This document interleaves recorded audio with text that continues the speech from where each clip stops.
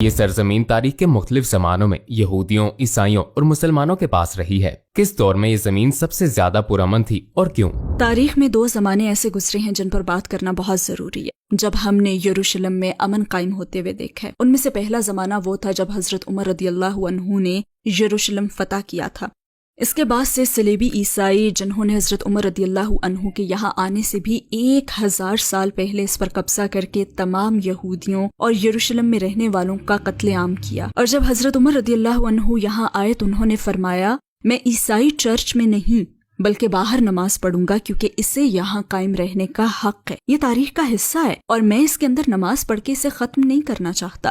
اور آج تک وہاں ہولی سیپولکر کا چرچ ہے جو عیسائیت کے مقدس ترین مقامات میں سے ایک ہے، اور اس کے پاس ہی ایک بہت چھوٹی سی مسجد ہے جس کا نام مسجد عمر ہے۔ اور پھر وہ زمانہ آیا جب پیغمبر محمد صلی اللہ علیہ وآلہ وسلم کے دوست کی طرف سے یہودیوں کو یہاں دوبارہ ویلکم کیا گیا۔ کیا آپ کو معلوم تھا؟ انہیں دوبارہ ویلکم کیا گیا، سبحان اللہ۔ اور پھر عثمانی آئے اور 500 سال تک یہ 3 مذاہب کا ایک پرامن معاشرہ بنا رہا، سبحان اللہ۔ یہ ممکن ہے لیکن صہیونیت کے ساتھ یہ ممکن نہیں ہے کیونکہ وہ چاہتے ہی نہیں ہیں، ان کی یہ چاہت ہے ہی نہیں۔ وہ صرف یہودی ریاست چاہتے ہیں، صرف یہودیوں کا یروشلم۔ وہ یہاں عیسائیوں یا مسلمانوں کو نہیں دیکھنا چاہتے، اور ہمیں واضح طور پر یہ بات اب سمجھ لینی چاہیے کیونکہ وہ بھی واضح طور پر بتا رہے ہیں۔ میں پوچھنا چاہوں گا کہ جب آپ وہاں تھیں تو کوئی ناقابل فراموش واقعہ پیش آیا؟ کیا آپ نے کوئی ناقابل فراموش واقعہ دیکھا؟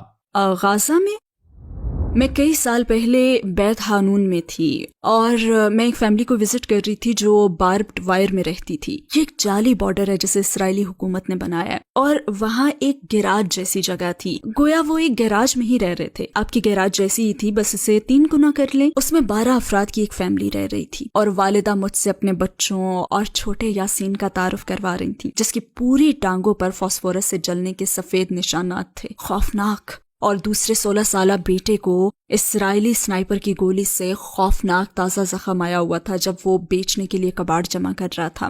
اور وہاں ایک چھوٹی سی لڑکی بھی تھی اور وہ بس یوں کر رہی تھی۔ انہوں نے بتایا کہ اس نے پچھلی جنگ کے بعد سے کوئی بات نہیں کی، وہ گمسم ہو گئی تھی۔ ہم اسے شیل شاک یا PTSD کہتے ہیں، اور باقی سب کی بھی کوئی نہ کوئی کہانی تھی۔ پھر اذان کی آواز آئی اور میں اس وقت مسلمان تھی، یہ 2012 کی بات ہے۔ میں پچھلے کمرے میں گئی اور میں بس رونا شروع ہو گئی۔ میں نے زاروں قطار رونا شروع کر دیا اور میں نے دعا کرنا شروع کر دی کہ اللہ میں نہیں جانتی لیکن پلیز آپ ان کی مدد کریں۔ اتنے میں وہ والدہ اندر آ گئیں اور انہوں نے اپنا ہاتھ میرے کاندھے پر رکھا اور کہنے لگی، حبیبتی تم کیوں رو رہی ہو؟ میں نے کہا، میں آپ کے لیے رو رہی ہوں، میں غم سے رو رہی ہوں۔ مجھے آپ لوگوں کا غم ہے، اور یہ غم بھی کہ میں کچھ کر ہی نہیں سکتی، اور مجھے یہ غم ہے کہ آپ کو ایسی ہی زندگی گزارنی ہے۔ انہوں نے کہا، ہمارے لیے مت رو، ہم بہت خوش ہیں کیونکہ ہمارے پاس اللہ ہے، اور ہم جانتے ہیں کہ اگر ہم ثابت قدم رہے تو وہ ہمیں جنت دے گا، الحمدللہ۔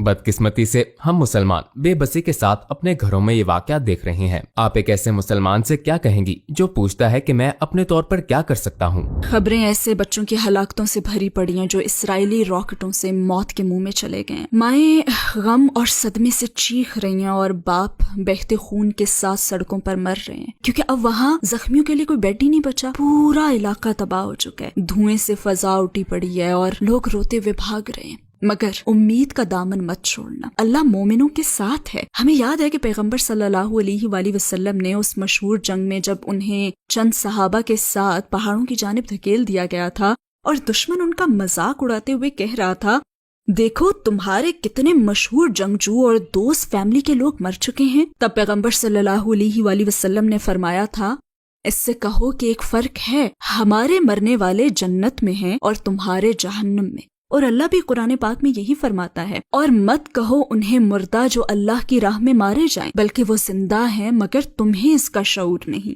اور کچھ بھائیوں نے براہ راست مجھے بتایا بھی ہے کہ انہوں نے اپنے ایک شہید ہونے والے دوست کو 7 سال بعد دیکھا تو وہ اتنا ہی تر و تازہ تھا جیسے کل ہی شہید ہوا ہو۔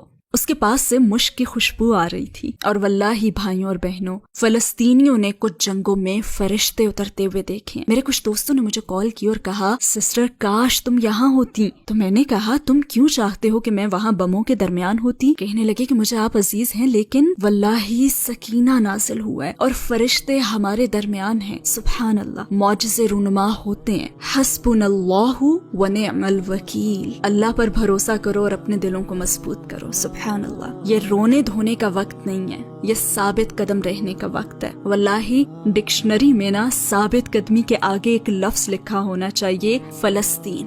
تو آئیے ہم اس موقع پر ایک بات یاد رکھتے ہیں کہ شیطان ہمیں مایوس دیکھنا چاہتا ہے۔ شیطان یہی چاہتا ہے، او نہیں نہیں نہیں نہیں نہیں، یہ اسلام نہیں ہے۔